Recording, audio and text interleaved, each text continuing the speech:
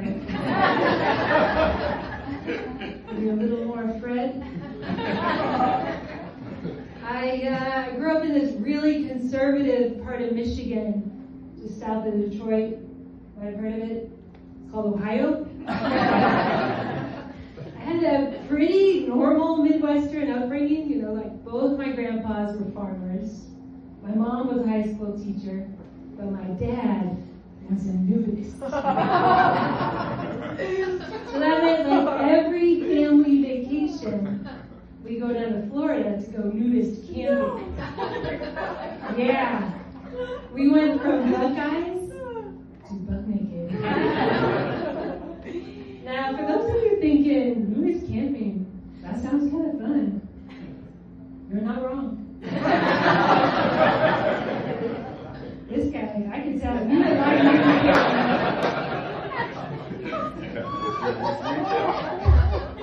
There's not a whole lot to pack. Like towel, some flip-flops, and a trunk full of sunscreen.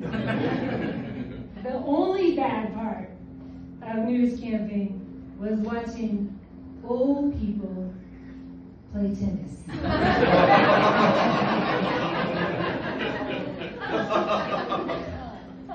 Okay, so first of all, if they were going to wear any clothes, they would wear itty-bitty, short crop tops to protect their shoulders from the sun. They're nudists, not animals. The second bad thing about naked tennis, too many balls on the court. Ew. Balls everywhere, man. But really the worst part of naked tennis was watching old people try to serve. You can't unsee that. You know, growing up, I always felt a little different than my friends, you know? Like, I had a friend in high school, she liked to look at guys in Playgirl magazine.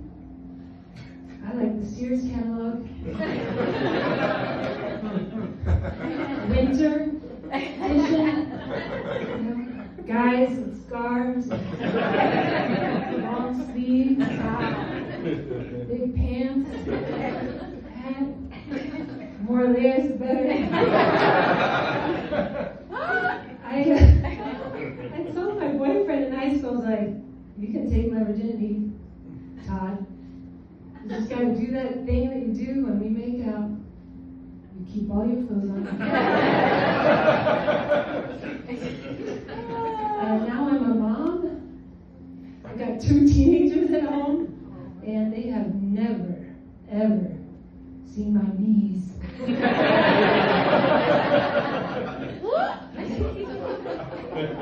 Yeah, I married a European guy, which means I have an ex-husband in Europe.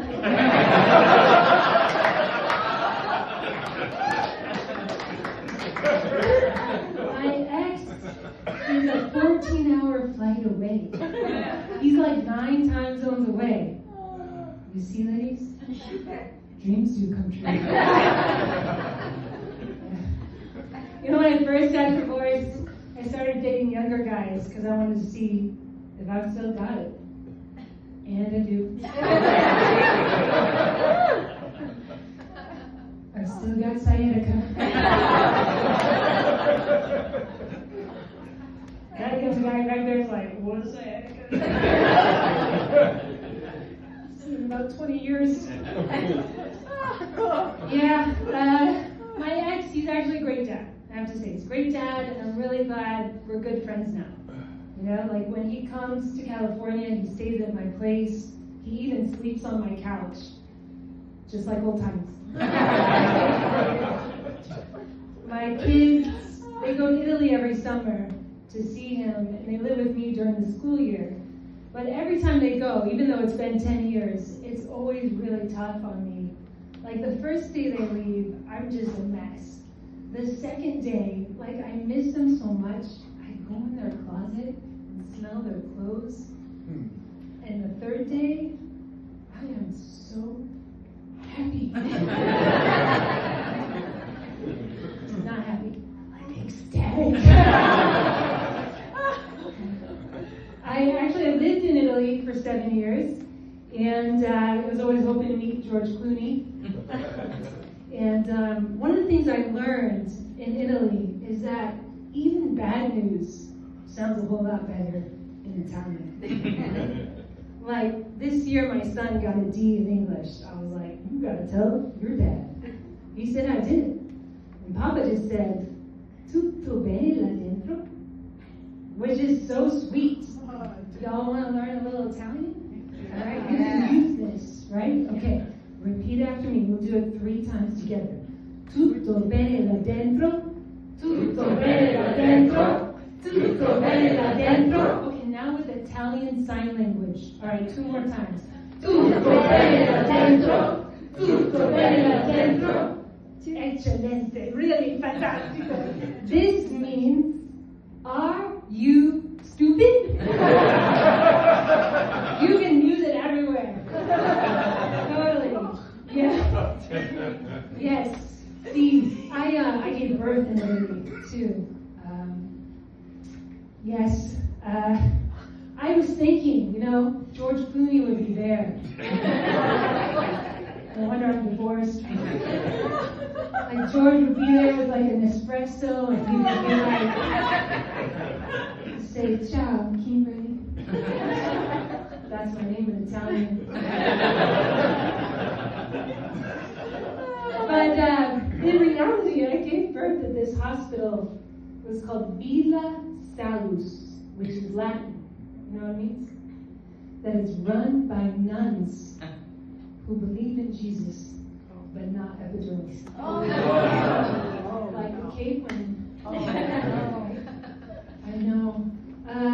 So, I was there, it was like on the birthing ball, and this nun, Sister Nadia, she says to me, Kimberly, she says, take a deep breath and think of Jesus on the cross. Jesus, of course, is Italian for George Clooney.